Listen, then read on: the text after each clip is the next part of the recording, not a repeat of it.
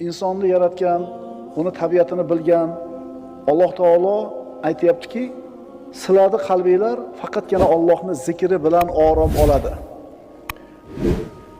Demakki, insonning qalbi orom olgandan keyin, sakinat, taskin topgandan keyin u saodatli bo'ladi, baxtli bo'ladi. Hamma inson saodat istaydi, baxt istaydi, osoyishtalik istaydi, sakinat istaydi. Va mana shu maqsadga yetishlikda kimdir boyligini maqsad qilib qo'yadi. Boylikka yetsam baxtli bo'laman deydi. Kimdir mansabga yetsam deydi. Xullas, har kim o'zicha bir andozalarni, miqyoslarni, o'lchovlarni qo'yib olgan oldiga. Lekin siz bilan bizni yaratgan Parvardigorimiz subhanahu va taolo aytayapti: "Ogoh bo'linglar, ko'zinglarni ochinglar. Inson faqatgina qalbi Allohni zikr qilgandagina orom oladi." Bugun zikr haqida suhbat qilamiz. Alloh taoloni zikr qilishdan ko'ra qalbni ochadigan boshqa amal yo'q. Alloh taoloni zikr qilishdan ko'ra savobi ulug'roq bo'lgan amal yo'q. Demak, insonning qalbini ochilishligi, yuksalishligi Allohning zikriga bog'liq bo'ladi. Alloh taolo Qur'onda marhamat qiladi: "Fazkuruni azkurukum." Ey bandalar, meni eslanglar, meni zikr qilinglar, men sizlarni eslayman. Bilasizlarmi? Yer yuzida bir jannat bor. Allohning zikri degan jannat.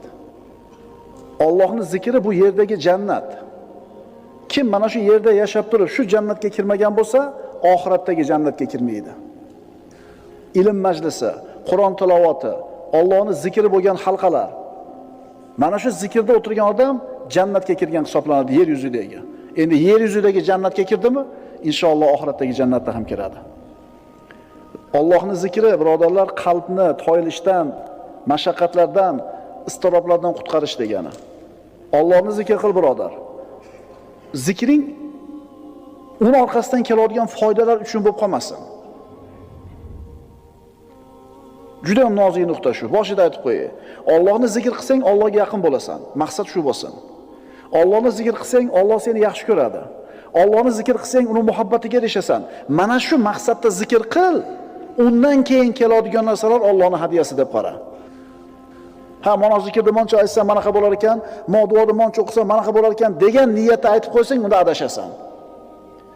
Allohning roziligi uchun, Allohning muhabbati uchun, Allohga yaqin bo'lish uchun degan niyatda zikr ayt, shu zikring to'g'ri bo'ladi, shundan keyin u zikrning foydalarini ko'rasan. Kim Alloh uchun 40 kun taqvo qilsa, uni tilidan hikmat chashmalari otilib chiqadi degan hikmatni eshitdi bir odam.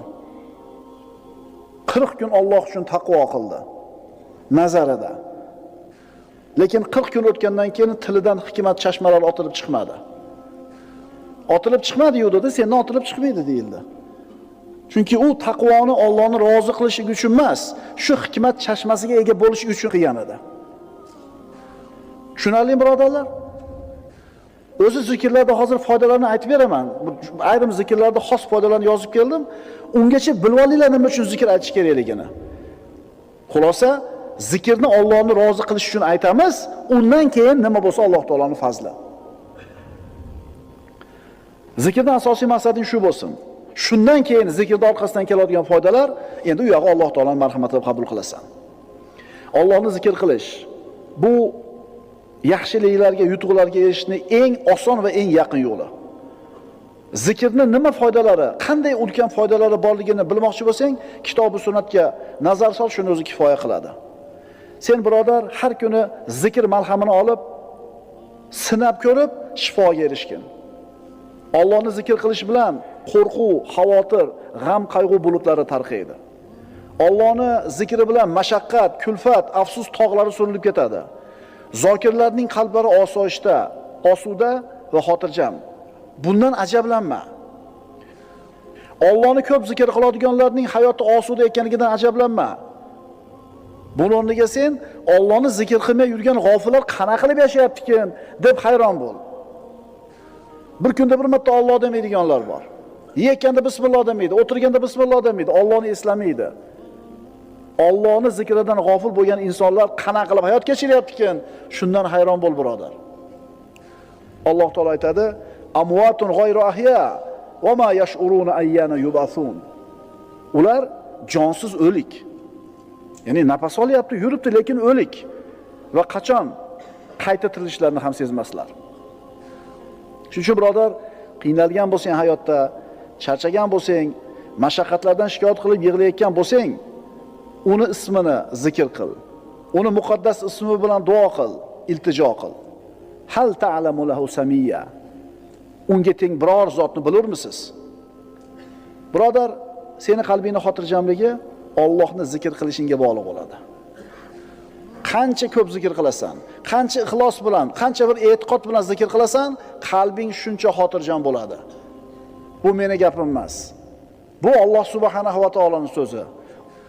Ogoh bo'linglar, qalblar faqat Allohning zikri bilan orom oladi. Hammamiz xohlaymiz bir narsani bilishni. Nima u deng? Allohning huzurida meni qadrim qanaqa ekan? Xohlaymiz-da. Alloh meni qadrlarmikin? Allohning huzurida meni qadrim qanaqa ekan? Bilishni xohlaysan, birodar? Albatta xohlaysan. Buni yo'li bor. O'zingga qarab ko'r. Sen uchun Allohning zikri qaysi o'rinda? Allohning zikr qilishligini qadri senga qanchalar baland? Shunga qarab seni ham qadring belgilanadi Allohning huzurida. Zikr siz uchun qanchalar qadrli? Shunga qarayanda bu yog'ini bilib olavering. Endi tushunyapsan birodar, nima uchun qalbingda doim siqilish, tashvish, qo'rquv bor? Endi tushunyapsizlarmi nimaga odamlar shunqa bir siqilib, bo'g'ilib yashaydi?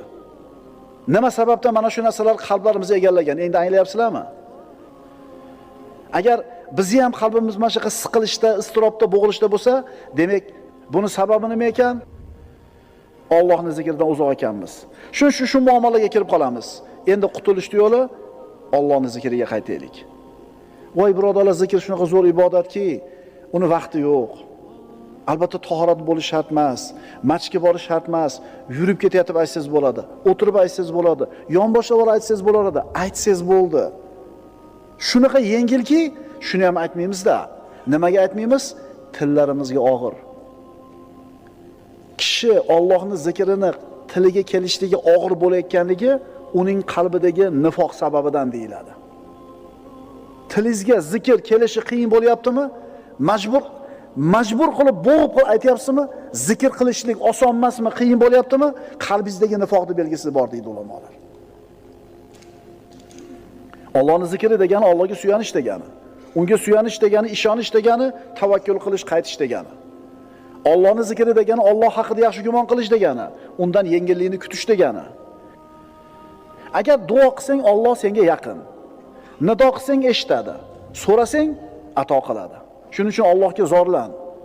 Duo qil, undan qo'rqin. Sano ayt, hamd ayt, duo qil, istig'for ayt, uni pokiza ismini doim tinimsiz takrorla.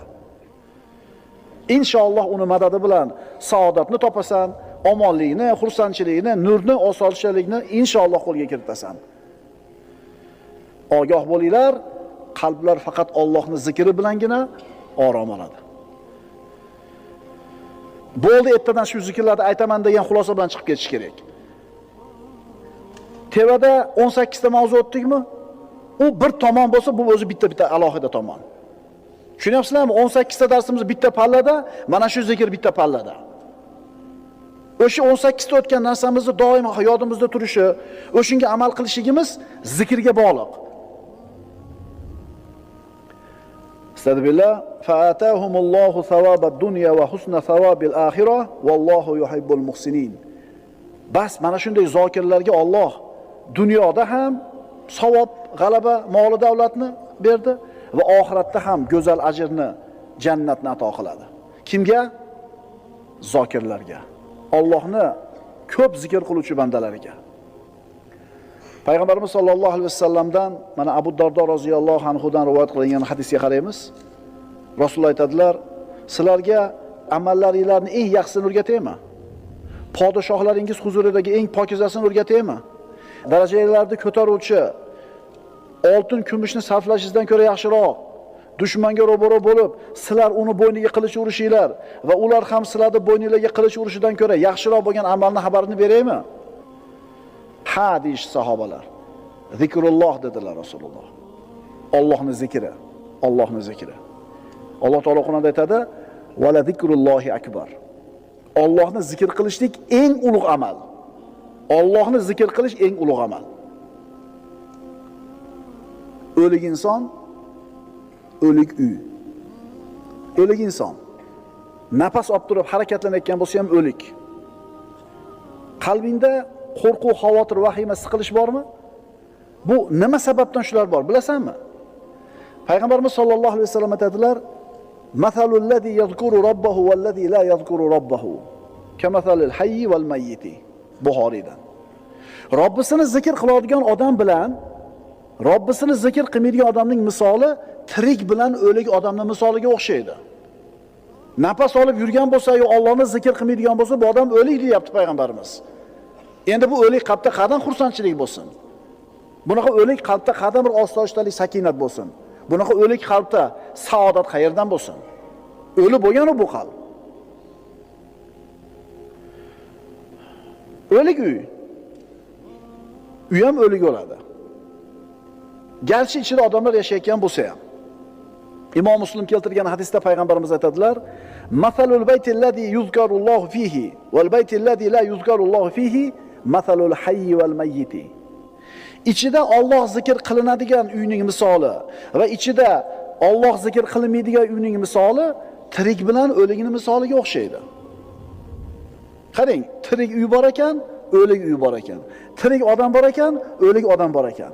Allohni zikr qilgan odam tirik, Alloh zikr qilingan uy tirik. Endi Allohni zikr qilmagan odam o'lik, Alloh zikr qilinmagan uy ham o'lik, o'likning ichidagi o'liklar. Uyingda birodar baraka yo'qmi? Osoyishtalik, sakinat yo'qmi? Qarab ko'rchi, uyingda Allohning zikri bormikin? Yo'q.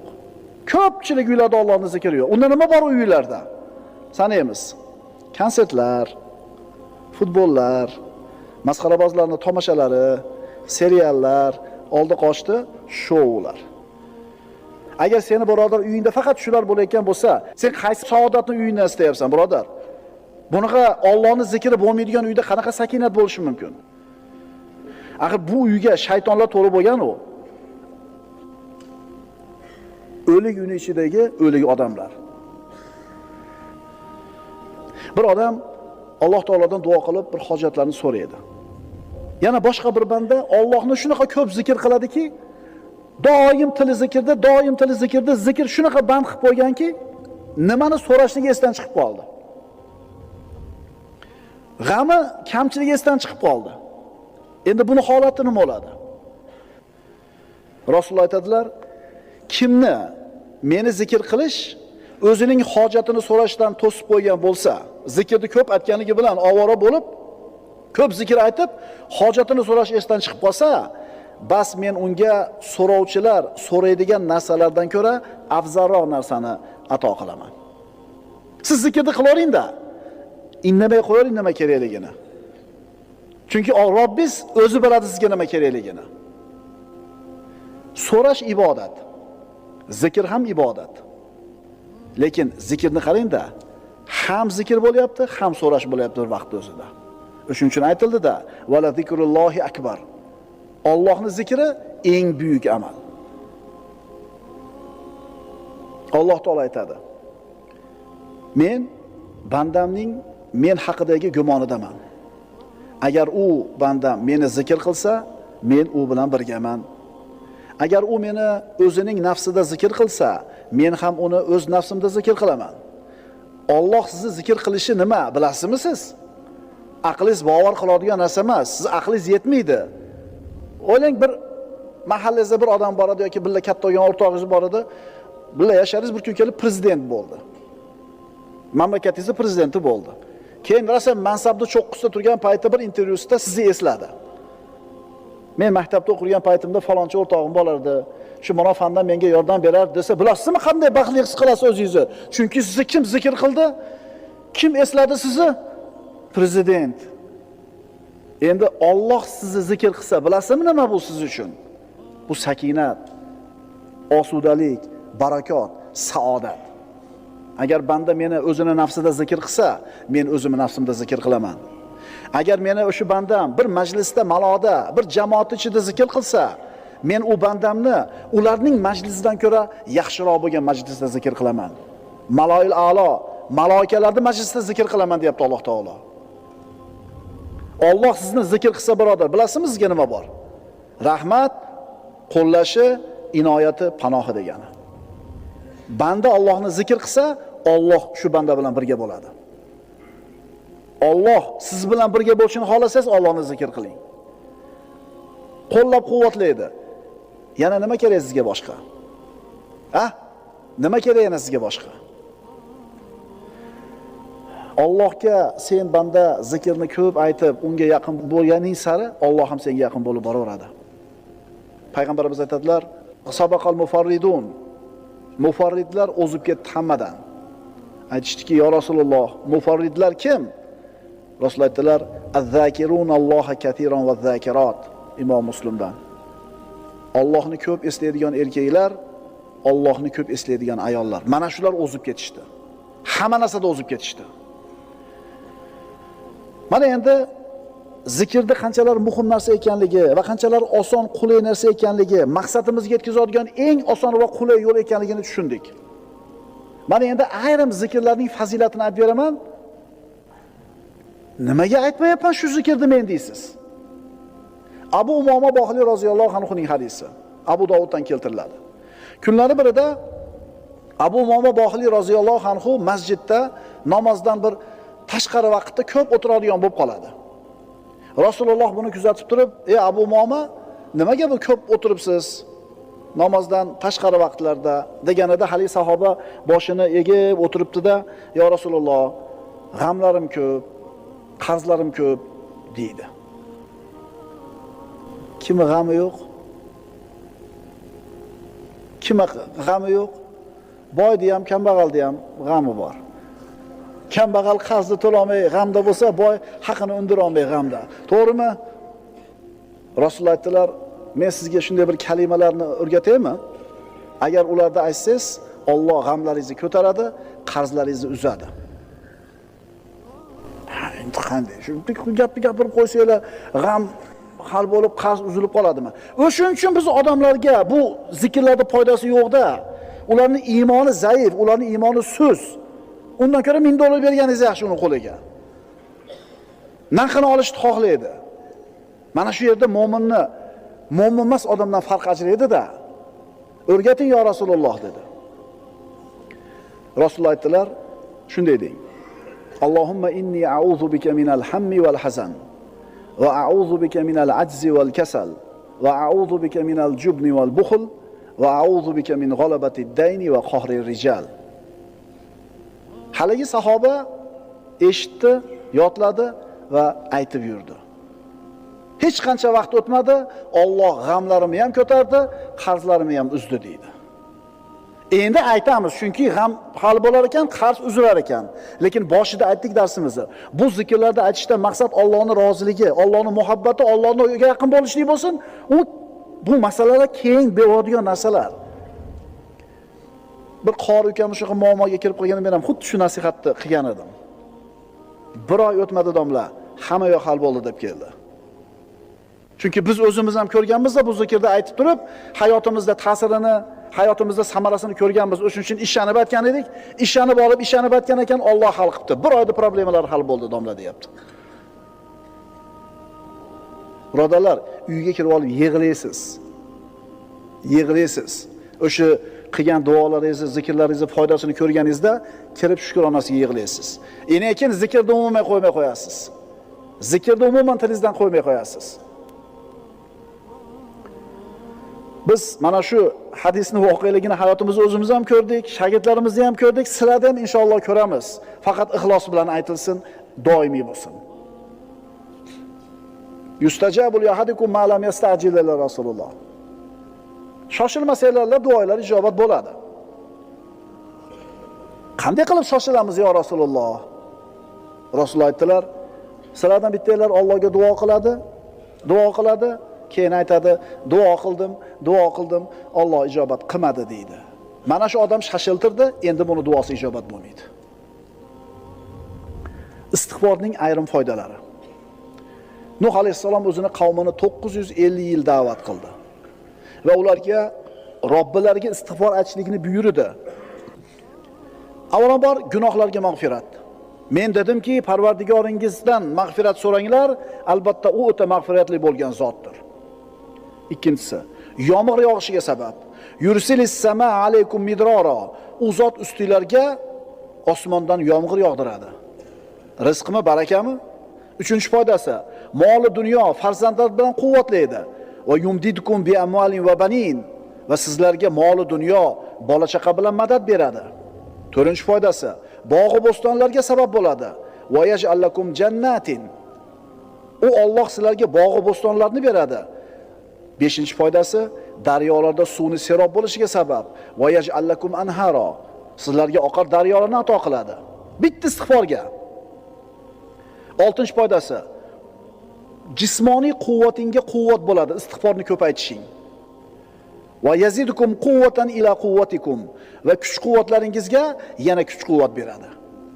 Yettinchi foydasi, istig'for chiroyli rizqni kelishiga sabab bo'ladi.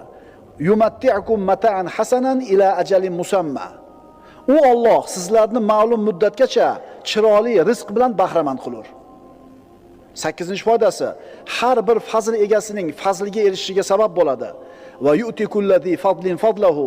Va har bir yaxshilik sohibiga yaxshilik mukofotini berur.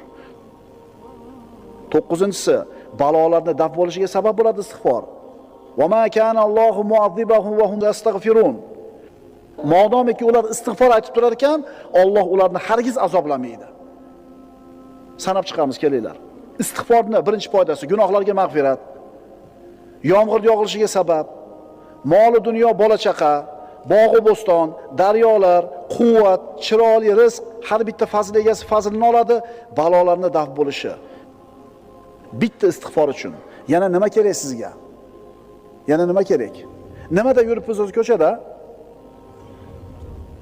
Bola, chaqa, tirikchilik, hammasi istig'forning ichida turibdi. Quvvatda yurmayapsiz ko'chada, quvvat ishida ekan. Daryo, yomg'ir, bog'roq nimani evaziga berilyapti? Voy, men nima qilib yuribman istig'for etmasdan degan hayol keldimi kallanglarga? Astagfirullohal azim va atubu ilayh. Astagfirulloh va atubu ilayh. Astagfirulloh. Qaysinisi tilingizga qulay? Ketkuchi aytib keting shuni mashinada uyingizga. Ishga ketkuchi aytib keling. O'tirib ayting, turib ayting, ishga ketayotib ayting, yurib ketayotib, kiyinayotib ayting, zikr ayting birodar. Bilasizmi zikr nimaga o'xshaydi? To'ydagi gul qurishni boshlaganda suv qo'yasiz, u gul yashnaydi. Ana shu gul siz bilan bizning qalbimiz. Ana shu quyilayotgan suv Allohning zikri. Shuning uchun aytdik, Allohni zikr qilayotgan odamning qalbi xotirjam, osoyishta bo'lganiga hayron bo'lma. Allohni zikr qilmayotganlar qana yashayotganiga hayron bo'l. Salovatning foydalari. Payg'ambarimiz Muhammad Mustafa sallallohu alayhi vasallamga salovat aytishning foydalari. Rizqni keng bo'lishi, hojatlarning ravo bo'lishida Rasulullohga salovat aytishlikning fazilati. Odamlarning ko'pi mana shu haqiqatdan bexabar. Salovat aytsa, hamma muammolar hal bo'lishigidan bexabarligi uchun salovatga beparvo. Qaytarib aytaman, payg'ambarimizga salovat aytishlik hamma muammolarni hal bo'lishligining sababi. Insonlarda aqli yetmaydigan, insonlarda qo'lidan kelmaydigan masalalarni hal bo'lishi ham salovatga bog'liq. Ishonasizmi, birodar? Ishoning. Qanday endi men Allohumma solli ala sayyidina Muhammad deb yursam, problema seniki hal bo'lmaydi. Seniki hal bo'lmaydi million marta aytsang ham, chunki iymon yo'q. Endi u problema hal bo'lish uchun aytyapsan, o'sha uchun ham hal bo'lmaydi seniki. Avvalambor Muhammad Mustafa sallallohu alayhi vasallamga salovat aytishlik Allohning buyrug'i. Astagfirullah. Innalloha va malaikatahu yusalluna alan nabiy. Ya ayyuhallazina amanu sallu alayhi va sallimu taslima. Albatta Alloh ham salovat aytadi payg'ambarga, malaikalar ham aytadi salovat payg'ambarga va ey mu'minlar, sizlar ham payg'ambarga salovat aytinglar. Qarang, Alloh taolo o'zi aytayapti salovatni. Tushunyapsizlarmi qanaqa ulug' ibodat bu? Ubay ibn Ka'bning hadisiga murojaat qilamiz. Ubay ibn Ka'b mushtahid sahobalardan bo'lgan. Eng peshvo ilmdagi sahobalardan bo'lgan. O'zini qiladigan duolari bo'ladi kunda. "Ya Rasululloh, shu duolarim ichidan qanchasini sizga salovat qilay?" dedi. Duo qiladi, qanchasi sizga salovat bo'lsin dedi. Rasululloh aytdilar, "Qancha ko'p bo'lsa shuncha yaxshi. Yarmini qilaymi, 3dan 1ni qilaymi? Payg'ambarimiz qancha ko'p bo'lsa shuncha o'zingga yaxshi" deurdilar. Shunda Ubay ibn Ka'b aytdiki, "Unday bo'ladigan bo'lsa, hamma duoyimni sizga salovat qilib olaman" dedi. "Faqat salovat aytaman" dedi. Mukofotni qarang. Rasululloh aytdilar, "Idan tukfa hammaka va yughfar zambuka." Unday bo'lsa, bu ishingiz g'amlaringizga kifoya qiladi, gunohlaringiz mag'firat bo'lishiga sabab bo'ladi dedilar. Salovatni qancha ko'p aytsang, muammoing qolmaydi deyapti. Imom Bayhaqiy Shu'abul Iymonda Anas ibn Malikdan keltirilgan hadisda aytadi, kim payg'ambarimiz sollallohu alayhi vasallamga 100 ta salovat aytsa, Alloh taolo mana shu bandani 100 ta hojatini ravo qiladi. 70 tasi oxirat hojatlaridan bo'ladi, 30 tasi dunyo hojatlaridan bo'ladi. Kim payg'ambarimiz sollallohu alayhi vasallamga 100 ta salovat aytsa, Alloh taolo mana shu bandani 100 ta hojatini ravo qiladi. 70 tasi oxirat hojatlaridan bo'ladi, 30 tasi dunyo hojatlaridan bo'ladi. Kunda bitta hojatingiz ravo bo'lsa, o'zi qanaqa xursand bo'lib ketasiz-a? Ertaman chiqib kech-kech yurasiz, bitta problemangizni hal qilib kelsangiz, bugungi kunim yaxshi bo'ldi. Bitta problemamni nima qilib oldim? Robbing 30 ta muammoini hal qilib beradi. Agar salovat aytsang 100 marta. Muhammad alayhisalomga salovat aytishning samaralari. Salovatni ko'paytgan odamga savoblari 10 barobar ko'paytiriladi. Darajasi 10 barobar ko'tariladi. 10 ta gunoh o'chiriladi. Qiyomatda shafoatga ega bo'ladi. Alloh taolo uning g'amlariga o'zi kifoya qiladi. Maloikalar unga salovat aytadi. Allohning amrini bajo keltirgan bo'ladi. Duolarning ijobati bo'lishiga sabab bo'ladi. Mo'min kishi salovatni ko'paytar ekan, baxilligidan omon bo'ladi. Baraka kelishiga sabab bo'ladi. Qiyomat kuni bandani qadami sobit bo'ladi. Allohga yaqin bo'ladi. Dunyo oxiratda maqsadiga erishadi. Rahmat eshiklari ochiladi. Payg'ambarga salovat ko'paytgan kishiga payg'ambarimizga bo'lgan muhabbati isboti topiladi. Faqirlikni yo'q bo'lishiga sabab bo'ladi. Musulmonning qalbi tirilishiga sabab bo'ladi. Rasulullohga manzilat jihatdan yaqinlashadi va yana bundan boshqa 100 dan ortiq fazilatlarga, xayriyatlarga ega bo'ladi. Kim? Rasululloh sollallohu alayhi vasallamga salovat etgan kishi. Ana istig'forning foydasi. Ana salovatning foydasi. Yana aytiladi, kim kalima tavhidni la ilaha illalloh vahdahu la sharika lah lahul mulku va lahul hamdu va huva ala kulli shay'in qodirni bir kunda 100 marta aytsa, 100 ta gunoh o'chiriladi, 100 ta savob yoziladi, 100 ta darajasi ko'tariladi va Alloh uni 100 ta balodan saqlaydi. Yana nima kerak bizga? Ha? Yana nima kerak bizga? Afzalu zikri la ilaha illalloh. Zikrlarning eng afzali la ilaha illalloh. Alloh azza va jalla siz bilan bizga xitob qilib aytayapti. Ala bi zikrillahi tatmainnul qulub. Ogoh bo'linglar, qalblar faqatgina Allohning zikri bilan orom oladi.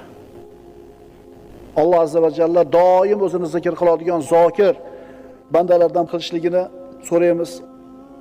Alloh o'zi tavfiq bersin. Bizdan niyat, bizdan harakat, tavfiq Allohdan.